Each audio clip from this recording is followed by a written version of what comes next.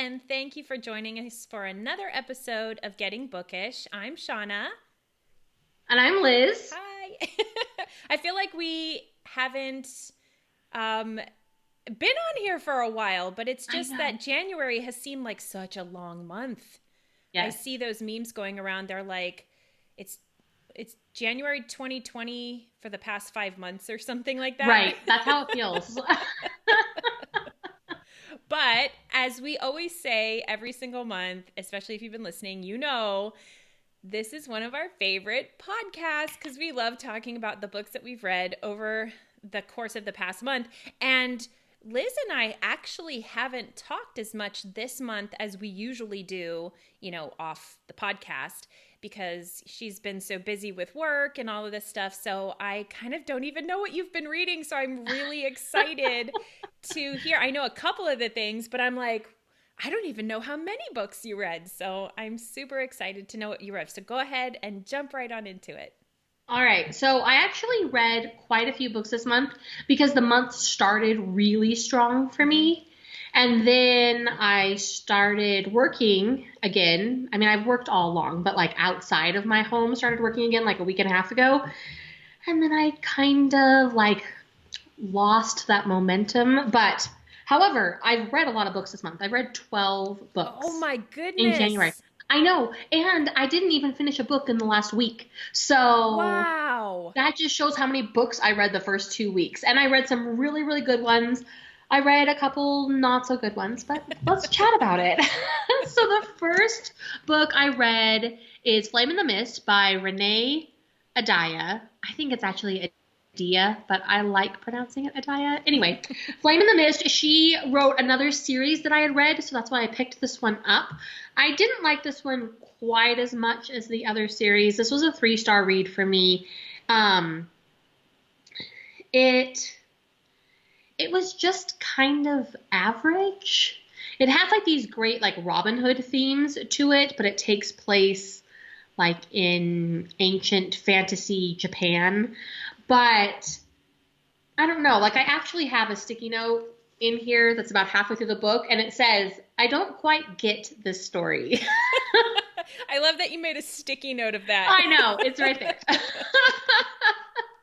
It was just one of those ones where I was like, huh, that was okay. And it was okay. It was 3 stars.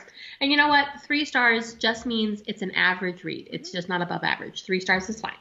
So the next book I read, I listened to on audio, so I don't have the book. It was called Spin the Dawn by Elizabeth Lim. And this one, it was advertised as being Project Runway meets Mulan, which is a very fair like assessment of the book. So it's about this girl and she like her family's being honored. They can go be the tailor for the king or the emperor. It's the emperor. And so she wants to go and do it, except for women are not tailors, only men are. And so she pretends to be a man. So that's the Mulan part. And then it ends up being like this contest who can design the best ridiculous things. So that's the Project Runway part. But I would like to say that it also adds in like this very Aladdin genie vibe, Oh. which was like, it sounds like it would be really, really fun, but it kind of fell flat. Oh no. Like I feel like the first part of the book was one story. And then the second part of the book should have been book 2. Like it's this completely, like it's the same characters, but it's like a whole new adventure. And I'm like, Oh, that's weird. should you have just broken this up and have them be smaller books? I don't know. It wasn't my favorite. It felt rushed or not rushed enough. I don't know what the problem was, but I struggled. So that was another 3-star book. And then I reread Alice in Wonderland. I love that cover. Isn't that cute? That's very whimsical and It is. yeah, really adorable. I know. I got it in a book subscription box a couple of years ago, this particular copy. And I've read Alice in Wonderland before, but let's see, who was it? Jake Reads Books on Instagram hosted a reread of this in January, and I was like, I'll reread Alice in Wonderland. And I posted it on Facebook and I was like, I'm rereading this. When was the last time you read Alice in Wonderland? And I could not believe how many people were like, I've never read it. I'm like, never? Oh. Never at all? It's like 100 pages. Like, it's not a huge book. It's a very quick book and a very easy read. Yeah, I'm like, and a couple people were like, I don't know, it seemed weird. I DNF'd it. I'm like, how do you DNF 100 pages? Like, it's so short. So anyway, I was really surprised while reading that so many people were like, oh, I've never read it before. I gave it 5 stars. I really like Alice in Wonderland. In fact, when I had my very first house, I decorated my whole dining room. It was an Alice in Wonderland theme. Oh, It's very how cute. I know. There's a little fact about me. So the next one I read was actually my January book of the month. That's the one with the cover that I love. Oh, I love that. I love that there's a sloth on it. Yeah, gorgeous cover, and like everything on the cover totally plays an important role in the book, which I also really loved. So this is Woven in Moonlight by Isabel Ibanez. I think I'm saying that right. And it's like a Bolivian political fairy tale feel of a book, definitely fantasy based. And it was so much fun. I gave it, so I found it on Instagram, actually. I follow the author on Instagram. I don't even know how I started following her, but she's been promoting her book, and I'm like, I have to read that. It was a really, really fun read. I really enjoyed it. I did only give it 4 stars because I felt like I wanted more world development. I didn't really understand how magic worked in the world, like who all had magical abilities, and there wasn't a lot of time spent on that, and there wasn't a lot of character development beyond just the main character. So I did give it 4 stars, but it was fantastic. If anybody's thinking about reading it, I highly recommend it. It just wasn't quite a 5-star read. All right, next one, Sky in the Deep by Adrienne Young. It was a good book. My friend Camille recommended it to me. We were kind of laughing, saying that it was sorbet. So it's like the little like iced fruitness that you enjoy between big books. Mm-hmm. And so it was predictable, but it was fun. Sometimes those are so great because it gives your brain a rest.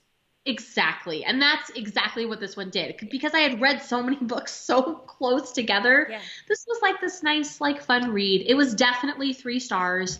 It didn't break any ground or anything, but I really enjoyed it. Mm-hmm. I feel like there were just so many this month. All right. Legendary. Hey. Isn't that gorgeous? So this is, Shawna and I were just talking about my obsession with like circus themed books. Yeah. And so Carnival is the first one in the series, and this is Legendary. And I actually had read this last year, but I didn't remember Carnival very well. And so when I read Legendary, I was completely confused the whole time. And so I just reread Legendary because I want to read the last book, which is Finale. And it was excellent. Like, I didn't remember 3/4 of the plot. I think it's actually better than the first one. So if you've only read Carnival, you definitely need to read Legendary because it's better than the first one. I'm very tempted to try that series. Yeah. I like the Carnival type books as well. Mm-hmm. So you said Carnival is the first one, and Carnival, it's the Caravel series, right? Yeah. So Carnival, and then Legendary, and then Finale? Yes. Okay, and is Finale out? Yes. Okay, have you read it?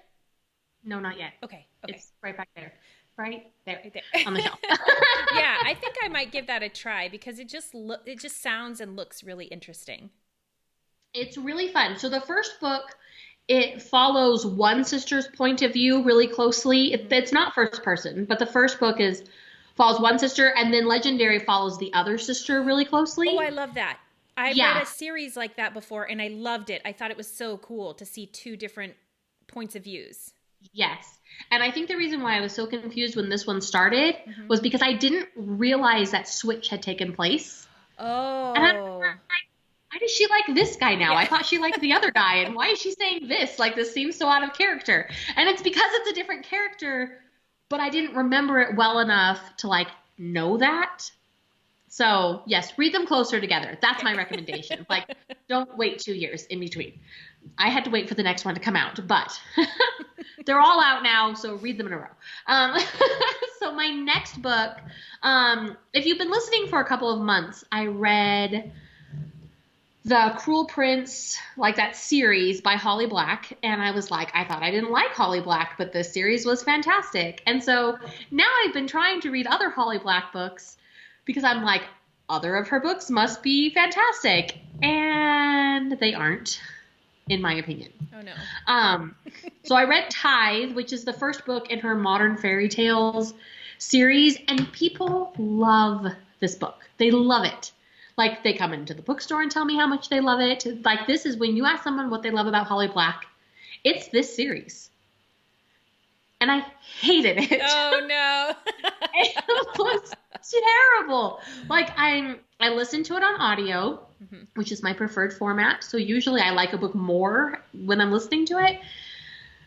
And it was extremely predictable, almost uncomfortably predictable. Oh. And I felt like the main character, she's kind of young. But I feel like some of the content of the book was inappropriate for her age. Oh, that's Like, awkward. yeah, and it made me uncomfortable. Like, her smoking and drinking and she's 15. Oh, yeah. Or like she has this interaction with this boy and I'm like, this makes me very uncomfortable. She's very, very young. Yeah. And so there's almost no character development, which is probably why I didn't like it, but it was not my favorite book. I gave it 2 stars. My note, I have my little reading journal here, and my note is, ugh, this is terrible. Yeah. That's my note. Yeah. So it wasn't the best. Next book I read is The Night Country. Oh, I love these colors. Yes. For those of you just listening, we are admiring the cover of The Night Country by Melissa Albert. Is that like a rose gold copper or something? Yeah. That's so pretty. And then like this teal color. Yeah. It's gorgeous. Okay.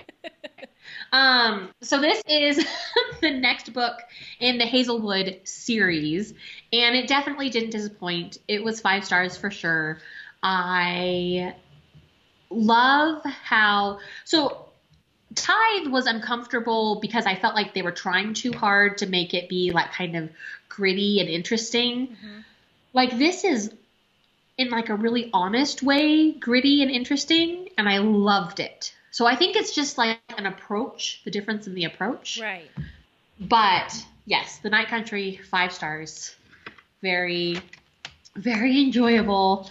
All right. So then for those of you who don't know, my friend and I are doing 2020 year of the reread.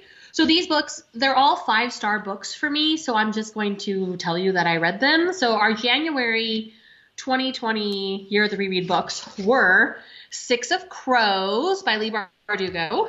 These are all by Leigh Bardugo. Crooked Kingdom, which is the second book in that series, and King of Scars. So now I've finished. I read the Grisha trilogy at the end of last year. So now I've reread, everything she's ever written. And then the Raven Boys, everybody is just laughing right now because they're like, oh my goodness, didn't you just read that like 2 months ago? Yes, I did. You are correct. And I just read it right now. So those were our Year of the Reread books for January. So that's what I read. It was a lot. That is a lot. And those I don't imagine books. The rest of the year will go like this. Yeah. I mean, I am really, really impressed. Like, really impressed. Right. Well, to reach my goal, I do need to read 10 books a month. Mm-hmm. But really, I read 12 books in like 2.5 weeks, and then I read nothing the rest of the month. So absolutely, I don't even know how you do that. I don't know how it happened. So I'm saying. I love it. So of these books, we're going to do your pick and skip now, only we're going to not include your rereads because we Right. know those are all 5 stars and that's not fair. Yes. So Yes. we're going to pick from the other books, so how many rereads did you have? You had 4, right? 4, Okay. yes. So you have 8 to choose from for your skip and your pick for this month. Okay, well, my skip is probably pretty obvious. I feel like the skip is always the easiest to choose. It's Tithe by Holly Black. I will definitely read books that she writes going forward because the Cruel Prince series was her most recent. Tithe was not it for me. Yeah. So that's a skip. It had no redeeming qualities. I don't even know what to say. It was 2 stars, and the only reason I didn't give it 1 star is because usually I reserve 1 star for books I DNF. Yeah. That's the only reason why it's not 1 star. Okay. Well, I don't even think it's that hard of a decision. I'm making it harder than it needs to be. My pick of the month is definitely The Night Country by Melissa Albert. Yes. It was so good. And if you haven't read The Hazelwood yet, but you like kind of a dark fairy tale feeling, it was a great story. So this is book 2 in that series.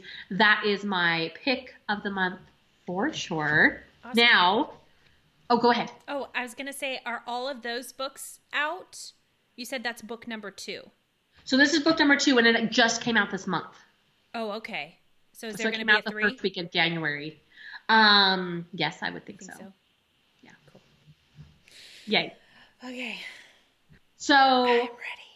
I know like 1 book you've read. No, 2. I think I know 2 books that you've read this month. But like you said, we haven't really chatted. So yeah, I'm excited. I think you'll remember more as we start talking.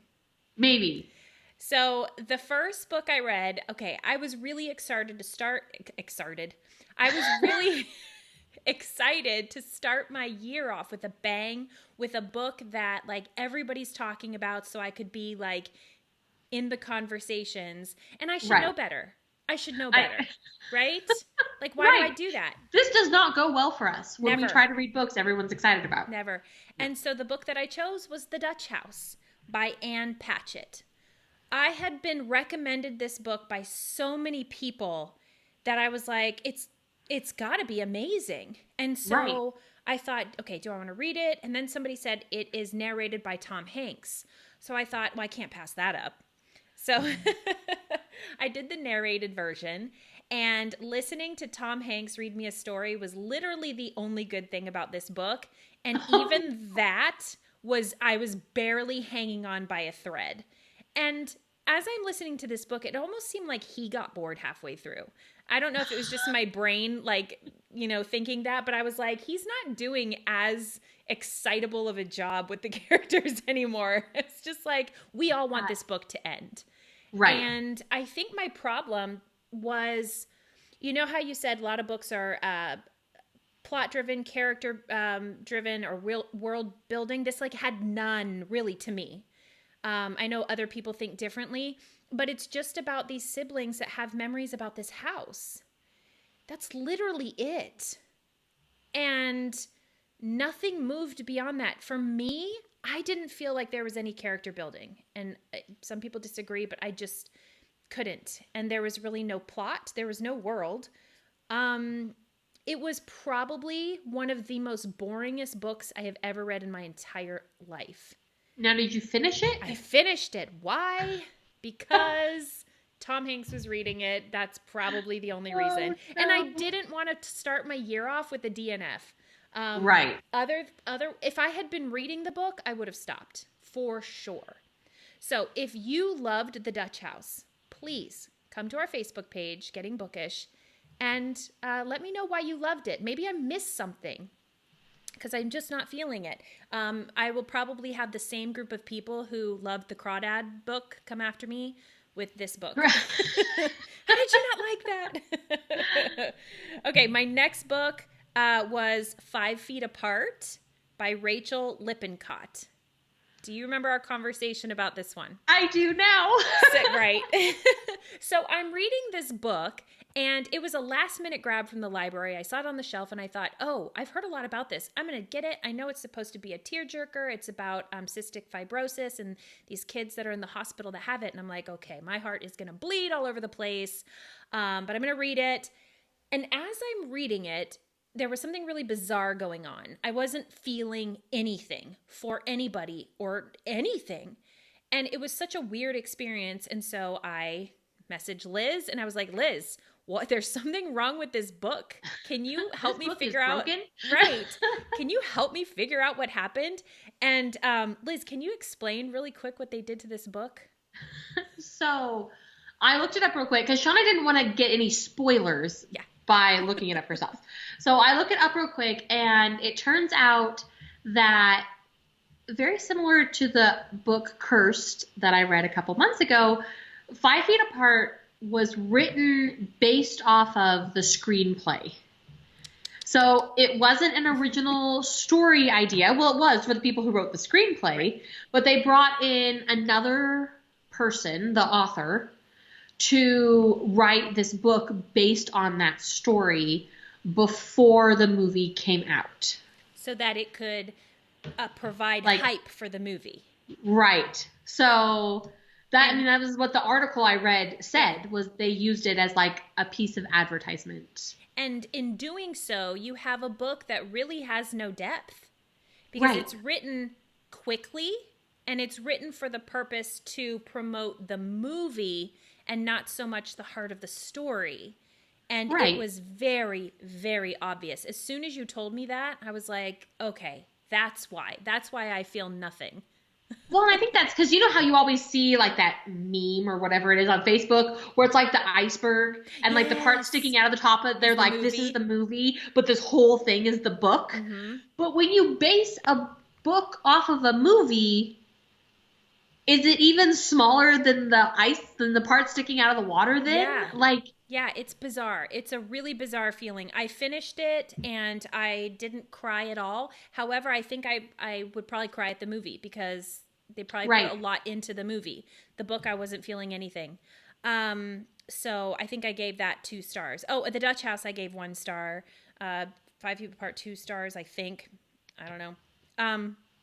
The next one is The Scorpio Races by Maggie Stiefvater. I don't have the book, but Liz does, so she's going to show it to you. Really cool cover. Is that Puck? I think so. On the horse. So this book was recommended by Liz because I wanted a recommendation for an audiobook that I could enjoy. So she recommended this one. And this was a really fun book. It was unlike any book that I've ever read. You've probably heard Liz describe it before. Is this in your rereads that you're doing this year? Yeah, but we read it in November. Okay. Oh, it makes sense. We read it every year in November. Make your November cakes. So, I don't need to go into huge detail. It's just about in November, these like water demon horses called the Kapalishka come out and they race these horses. And it was really interesting, very unique, and a huge turn from what I usually read, which made it really fun. Because it was nothing that I was expecting. So I really enjoyed that one. I think I gave it 4 stars. The next one I read was, I finally have a book to show. Firefly Lane by Kristen Hanna. And not too whatever of a cover compared to the ones you've shown. But the reason I read this one is because I'm loving Kristen Hanna. And so I kind of want to read everything that she's written. I actually read this one on accident. I thought it was a different one that I wanted to read called Winter Garden, but I got them confused. And Winter Garden is more like the World War II book. And as I'm reading this, I'm like, something's not right. This is about 2 friends. But as I'm reading it, it's basically these 2 friends that meet when they're 14 and we go through their life together. And I was getting a little nervous through the book, like, where is this going? I mean, the detail of their lives and their characters were fantastic. But I was scared because I'm thinking, where is it going, though? Because there's no real huge plot. and I'm a Ooh, plot right. person. But at the end, it's really good, and you're rewarded at the end for going through their lives. And if I had to uh, compare it to something, if you know the story of Beaches, it's kind of like that, how we follow two friends through their lives and kind of trials and, friendships, good and bad parts of it. So I loved it. I was wrecked for a while after I finished it. I think I messaged you. I was like, I've been crying for an hour. And like, definitely need the tissues for that one. The next one I read is called Silka's Journey, which you recommended, or you told me about. You were at the bookstore and you're like, have you read this? It just came out. Do you remember that? Yeah. Yes. And I was like, no, I've never heard of it. And then what made it even more exciting for me is that it's actually the second book in a series. The first one was The Tattooist of Auschwitz by Heather Morris. Right. And if you read The Tattooist of Auschwitz, which I recommend reading first, you will learn about the character of Silka. And all of us after the end of that book are thinking, what happened to Silka? Like, we want to know what happened. And so I was reading this thing from the author that said she got so many emails, like, what happened to this person who's a real person? This is based on a true story. And so she wrote the book about her and interviewed all these people that would have known her. And it is a fantastic, fantastic book. Real quick, she is freed from the camps in Auschwitz and almost immediately re-imprisoned in another camp because she said that she was working with the Nazis, but she wasn't. They were taking her to use for their pleasure, basically. And so they considered that working with the Nazis. So into another camp she goes with a 15-year sentence, and she's 18 years old. So she was free for a moment, and then we go on her journey to another camp. That gives me chills. Yeah. Yeah. It was pretty heart-wrenching. My final book of the month,